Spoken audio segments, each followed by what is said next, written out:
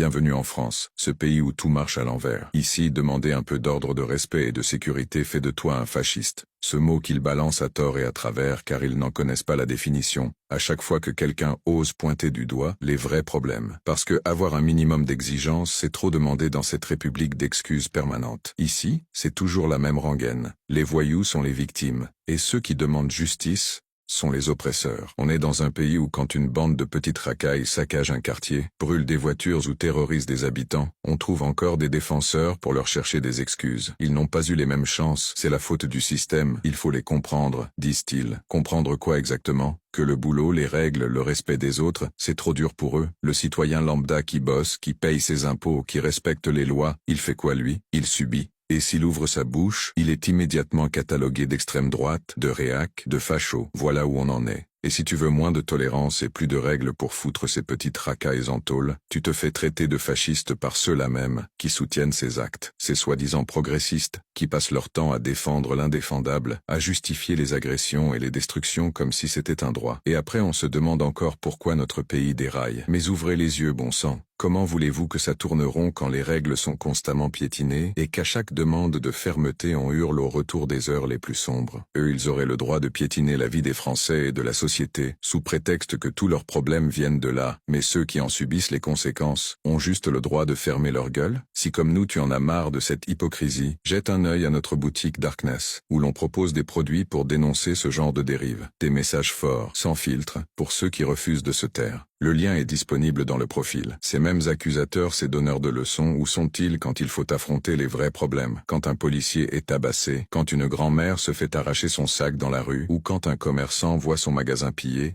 ils sont bien au chaud, en train d'écrire des tribunes ou faites des tweets expliquant que c'est encore la faute de la société, mais jamais de l'individu lui-même. Et surtout, ils trouvent toujours un moyen de pointer la droite du doigt, comme si c'était elle le méchant fasciste. Ce qui est insupportable dans cette mascarade, c'est le renversement des valeurs. Vouloir des sanctions pour ceux qui détruisent la vie des autres, c'est un droit, pas une idéologie. Demander de la sécurité, ce n'est pas être de droite ou de gauche, c'est être logique. Mais non, ici on préfère caresser dans le sens du poil une minorité bruyante et destructrice au détriment de la majorité silencieuse. La vérité c'est qu'on vit dans un pays où la peur a changé de camp. Ce n'est pas le voyou qui tremble à l'idée de finir en prison, mais c'est le citoyen lambda qui redoute d'être traité de raciste ou de réac s'il ose s'exprimer. Un pays où les élus se cachent derrière des discours pleins de compassion hypocrite pour ne rien faire, parce que prendre des décisions fermes serait trop risqué électoralement. Alors non, le problème de la France ce n'est pas la droite, ce n'est pas ceux qui demandent des comptes ou réclament un peu d'autorité. Le problème,